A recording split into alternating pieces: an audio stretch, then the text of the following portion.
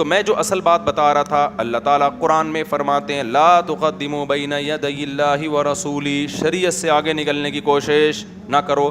کچھ چیزیں تو اتفاقی ہیں نا, کچھ چیزیں تو اتفاقی ہیں, اس میں تو اختلاف نہیں ہے. اس میں بھی لوگ شریعت سے آگے نکل رہے ہوتے ہیں. وہ اتفاقی کیا ہیں؟ وہ اتفاقی ہیں کہ پردہ عورت پہ کیا ہے؟ فرض ہے. زنا سب کے نزدیک حرام ہے, شراب سب کے نزدیک حرام ہے, نماز سب پہ فرض ہے, داڑھی سب کے نزدیک واجب ہے, اور سود سب کے نزدیک کیا ہے؟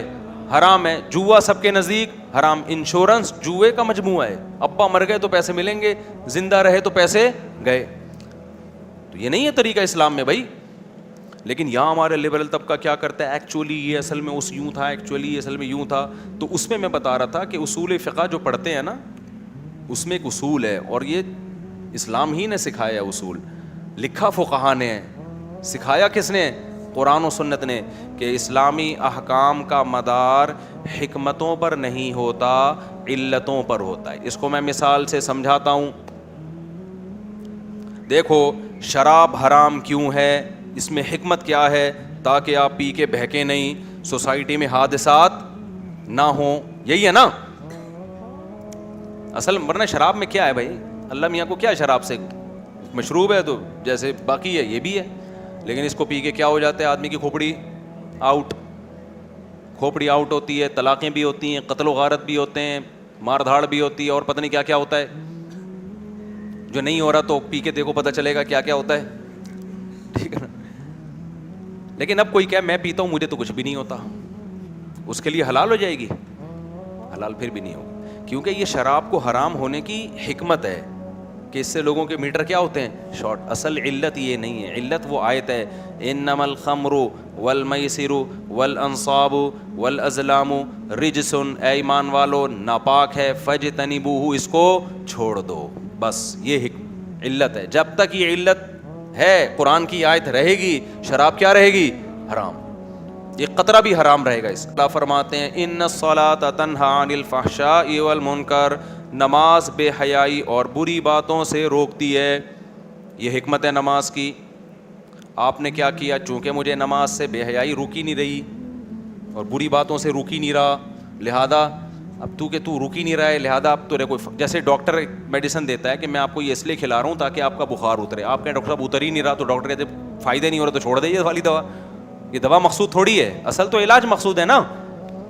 تو ہمارے بعض لبرل طبقہ ہے کہتا ہے نماز سے ایکچولی مقصد تو یہ تھا کہ ایکچولی یہ ہو جائے, ایکچولی وہ جب ہو ہی نہیں رہا تو نماز کو چھوڑ دو, کیا کرنا ہے ایسی نماز کا. بھائی نماز سے کچھ بھی نہیں ہو رہا نا, پھر بھی پڑھنی پڑے گی کیونکہ وہ خود مقصود ہے. یہ تو حکمتیں ہیں کہ اس کا یہ فائدہ ہو, ٹھیک ہے, نہیں ہو تو بھی نماز کیا ہے, وہ پھر بھی فرض رہے گی. کیوں رہے گی؟ علت نہیں ہے یہ کہ بے حیائی سے روکتی ہے, یہ حکمت ہے. علت کیا ہے؟ اقیموا الصلاۃ, ایمان والو نماز قائم کرو, بس یہ خود ہی علت ہے. علت کہتے ہیں جو اصل وجہ ہوتی ہے جس کی وجہ سے ایک عبادت ہم پر واجب ہوتی ہے. اور روزے کی حکمت کیا بیان کی ہے؟ تم پر روزے فرض کیے گئے لعلکم تتقون, تاکہ تمہارے اندر تقوی پیدا ہو جائے. روزہ رکھ کے تقوی ہی نہیں پیدا ہو رہا, بلکہ روزہ رکھ کے ایک آدمی زیادہ گناہ کر رہا ہے, روزے کے بغیر ٹھیک تھا. روزہ رکھ کے ٹائم پاس نہیں ہو رہا, 3 گھنٹے کی فلمیں دیکھ رہے ہیں بیٹھ کے. ویسے ٹائم پاس ہو جاتا تھا تو نہیں دیکھ رہا. اب کوئی عقل مند آیا, پروفیسر صاحب جو لبرل قسم کے پروفیسر صاحب تھے, انہوں نے کہا ایکچولی آج کل بہت چل کے نا شرعی مسائل کا بیڑا غرق کر دیا. جیسے کل امتحان ہے تو آج روزہ چھوڑ دو. قیاس کس پہ کیا ہے؟ سفر پہ, کہ بھائی سفر میں جب چھوڑنا جائز ہے حالانکہ مشقت ہے, تو کل پیپر ہے تو بھی چھوڑنا جائز ہے کیونکہ یہاں بھی کیا ہے؟ مشقت. یہ قیاس کیا جا رہا ہے. اصول فقہ میں قیاس کی شرطیں پڑھائی جاتی ہیں سب سے پہلے, کہ کہاں قیاس جائز ہے, کہاں قیاس جائز نہیں ہے. یہ اصول ان لوگوں نہیں پڑھے ہوئے ہوتے. قیاس کی ڈیفینیشن کیا ہے؟ لوگ کہتے ہیں نا قیاس شیطانی عمل ہے. آدم علیہ السلام کو قرآن اللہ نے حکم دیا تھا کہ شیطان کو اللہ نے حکم دیا تھا کہ آدم کو سجدہ کرو. شیطان نے قیاس کیا کہ بھائی میں آگ سے بنا ہوا ہوں لہذا مجھ پہ سجدہ جائز نہیں ہے, اس لیے لوگ کہتے ہیں قیاس جائز نہیں ہے. یہ غلط دلیل ہے. یہاں قیاس کی شرطیں ہی نہیں پائی جا رہی. یہاں قیاس نص کے مقابلے میں ہے. نص کہتے ہیں اللہ اور اس کے رسول کے حکم کو. نص کے مقابلے میں قیاس جائز نہیں ہوتا. نص کے حکم کو آگے لے جانے کے لیے قیاس ہوتا ہے. یہاں شیطان اللہ کے حکم کے مقابلے میں قیاس کر رہا ہے, لہذا قیاس کی پہلی شرطی کیا تھی, یہاں پہ شارٹ تھی, اس لیے قیاس حرام تھا یہاں پہ. نہیں آ رہی بات میرا خیال ہے. اچھا خیر, تو میں یہ کیا بتا رہا تھا, میں کدھر سے کدھر چلا گیا, ابے یہاں تو تھا وہ, یہاں بات کہاں سے, میں یہ بتا رہا تھا روزے میں آپ نے کیا کیا, آپ نے کہا چونکہ روزہ بے حیائی سے روکتا ہے, اب روک ہی نہیں رہا تو اب روزہ ہی چھوڑ دو یار, کیا فائدہ ایسے روزے کا. پھر حدیثیں بھی مل جائیں گی, نبی نے فرمایا کہ جو روزہ رکھ کے گناہ نہیں چھوڑتا, غیبت نہیں چھوڑتا, بہت سے لوگ ہیں جن کو روزے میں بھوک پیاس کے علاوہ کچھ بھی حاصل نہیں ہوتا. اب آپ نے کہا چونکہ حدیث کا ریفرنس بھی ہے کہ بہت سے روزے دار ایسے ہیں جن کو روزے میں بھوک کے علاوہ کچھ بھی حاصل نہیں ہوتا, حدیث بھی ہے. اور یہ کون لوگ ہیں جو روزہ رکھ کے گناہ نہیں چھوڑتے, غیبت نہیں چھوڑتے. آپ نے کہا یار چونکہ میں تو غیبت چھوڑتا نہیں ہوں بھائی, میرے سے تو باس نے میرے ساتھ سلوک ایسا کیا ہوا ہے کہ میں اس کی غیبت کے بغیر, ساس کی غیبت کے بغیر کسی مسلمان کا روزہ گزرے گا؟ بتاؤ. آپ لوگ کا گزرے گا, ہمارے بھی گزرتا ہے الحمدللہ. اچھا, کیونکہ ضرورت ہی نہیں ہے, اتنی اچھی سانسیں سب کو ملی ہوئی ہیں الحمدللہ. بہت مشکل ہو گیا اس کو سمیٹنا. اچھا تو اچھا بھائی, تو اب کیا ہے, ایک آدمی کہہ رہا ہے غیبت کے بغیر, تو اب میں ایکچولی روزے کا فائدہ نہیں, کیونکہ بخاری مسلم حدیث کا ریفرنس, اس کو کیا کہا جائے گا بھائی, حدیث کا یہ مفہوم نہیں ہے.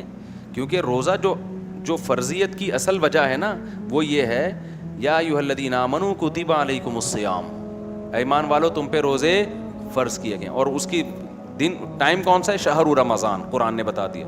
اب یہ جو ہے نا کہ گناہ چھوڑو, تو یہ حکمتیں ہیں روزے کی, گناہ چھوڑیں, یہ روزے کی کیا ہے, حکمت ہے, یہ علت نہیں ہے. علت قرآن کی آیت ہے کہ تم پہ روزے فرض ہیں, گناہ چھوڑو نہ چھوڑو یہ خود ایک گناہ ہے روزہ چھوڑ دینا. باقی حدیث میں جو کہا جا رہا ہے کہ بہت سے لوگ جو روزہ رکھ کے بھی گناہ کرتے ہیں ان کو بھوک پیاس کے علاوہ کچھ نہیں حاصل ہوتا, یہ صرف موٹیویشن کے لیے ہے, یہ بتانے کے لیے نہیں ہے کہ گناہ نہیں چھوٹ رہے تو روزہ ہی چھوڑ دو, کوئی فائدہ ہی نہیں ہے روزہ رکھنے کا. موٹیویشن کے لیے بہت سی چیزیں کہی جاتی ہیں نا, تبھی علماء اس کا مطلب بتاتے ہیں کہ روزے کی اصل برکات حاصل نہیں ہوں گی, اس لیے حدیث میں یہ کہا گیا کہ جی کوئی فائدہ نہیں ہے. لیکن مطلب یہ نہیں ہے کہ کوئی فائدہ نہیں ہے, رکھنا پڑے گا, روزے کا رکن ادا ہوگا, ثواب بھی ملے گا روزے کا. سمجھتا ہے کہ نہیں سمجھتا؟ صرف ریفرنسز یاد کیے ہوئے ہوتے ہیں آج کل لوگوں نے. تو اس سے کیا پتہ چلا کہ اسلامی احکام کا مدار حکمتوں پر نہیں ہوتا بلکہ کس پر ہوتا ہے, علتوں پر. اسی طرح یاد رکھو یہ جو 3 طلاق کا مسئلہ ہے نا, اس میں بہت ابتلا ہو گیا ہے. آج کل لوگ ادھر ادھر کے فتوے لے رہے ہیں کہ اسلام تو ایکچولی نہیں چاہتا کہ میاں بیوی کا گھر اجڑے, تو ہم وہاں سے فتویٰ لے آتے ہیں جہاں اجڑنے کے بجائے کیا ہو رہا ہو, جڑ رہا ہو. ایک آدمی نے مجھے کہا کہ بھائی مجھے ایک فتویٰ مل رہا ہے 3 ایک ہوئی ہیں, تو میں نے کہا یہ فتویٰ غلط ہے, اس پر تو نہ قرآن ہے نہ حدیث ہے, چاروں ائمہ کا اتفاق ہے, صدیوں سے اجماع چلا آ رہا ہے کہ 3 ہوتی ہیں. تو انہوں نے کہا دیکھیں اسلام کس کو پسند کرتا ہے, میاں بیوی الگ ہوں یا اکٹھے رہیں؟ میں نے کہا اسلام تو چاہتا ہے اکٹھے رہیں. تو کہہ رہے ہیں میں وہ والا فتویٰ نہیں فالو کروں جس میں اسلام کے مزاج کے مطابق ہو. میں نے کہا اسلام یہ چاہتا ہے کہ میاں بیوی اکٹھے رہیں, لیکن 3 طلاقوں کے بعد چاہتا ہے ایسا, یہ آپ کی بھول ہے, ٹھیک ہے نا. 3 کے بعد نہیں چاہتا اسلام. یہ چاہتا ہوتا تو اللہ نے اتنی شرطیں تھوڑی لگائی ہوتی کہ عدت کرے اور پھر وہاں شادی کرے اور اس کے بغیر آ ہی نہیں سکتی ہے. تو اللہ تو چاہ رہے کہ اب نہیں رہ سکتے. اب سوال پیدا ہوتا ہے یہ بچے رو رہے ہیں اور بیوی کا گھر اجڑ رہا ہے, تو بھائی دنیا کے ہر قانون میں ایسا ہوتا ہے کہ کچھ لوگوں کو نقصان ہوتا ہے. دیکھو زید نے بکر کو قتل کر دیا, اسلام کیا کہتا ہے, زید کی گردن اڑائی جائے گی. اب زید کی گردن اڑانے سے ہو سکتا ہے بیوی بچوں کا سارا بیڑا غرق ہو رہا ہو سکتا ہے کہ نہیں ہو سکتا؟ لوگ کہیں گے اس کی بیوی بچوں کا کیا قصور ہے یار, قتل زید نے کیا, یہ تو بیوہ ہو جائے گی, مسائل میں پڑ جائے گی. اس زید کو بھی غصہ آ گیا تھا, وہ بھی برا آدمی نہیں ہے, بس غصے میں ٹھا کر کے گولی چلا دی اس نے, اس کا بھی کوئی بری نیت نہیں تھی, وہ اس کو ستایا اتنا گیا تھا, ایک دن اس نے ٹھا کر دیا, اتفاق سے بندوق بھی تھی اس کے ہاتھ میں. اب اس کو لٹکا رہے ہو, لیکن اس کی بیوی بچے کہاں جائیں گے؟ ہم کیا کہیں گے بھائی قانون جو بنایا جاتا ہے نا چند لوگوں کو دیکھ کے نہیں, کس کو, پوری انسانیت کو دیکھا جاتا ہے. تو اللہ میاں نے 3 طلاقیں دینے والے کو طلاق کی روک تھام کے لیے کیا ہے. چند لوگوں کو سزا ملے گی لیکن سوسائٹی کی کیا ہوگی, اصلاح ہوگی. تو اس قانون کی سب سے بڑا فائدہ کیا ہوا ہے کہ اسلام میں طلاق اتنی آسان لیکن طلاق کا ریشو سب سے کم ہے. یہ کتنی بڑی دلیل ہے. اگر ہمیں بتایا جاتا نا عقل سے فیصلہ کرو تو ہم غلط فیصلے کرتے. تو اس لیے جہاں اللہ, ہاں یہ ناجائز عمل ضرور اللہ نے اس کو کر دیا کہ یہ کام جائز نہیں ہے تمہارے لیے, طلاقیں اکٹھی 3 طلاقیں دینا, اس کے پروسیس طریقہ بتایا ہے, لیکن دے دو گے تو سزا ملے گی. اور وہ سزا کیا ہے, ختم. اب عورت رو تو رہی ہے لیکن اس کا بھی اس میں فائدہ ہے کہ جو آدمی کم بخت جذبات میں اپنی زبان پہ کنٹرول نہ کر سکے, کل وہ گلا بھی دبا سکتا ہے, کل وہ کچھ بھی کر سکتا ہے, اس میں اس کا بھی فائدہ ہے, وقتی نہیں ہے لیکن دیر پا فائدہ ہے. تو بہت ساری حکمتیں ہیں جو ہمیں معلوم نہیں, لیکن ہمیں حکمتوں میں پڑھنے کی ٹینشن کی ضرورت اس لیے نہیں ہے کہ ہم علتوں کے پابند ہیں, حکمتوں کے پابند نہیں ہیں. سمجھتا ہے کہ نہیں سمجھتا ہے؟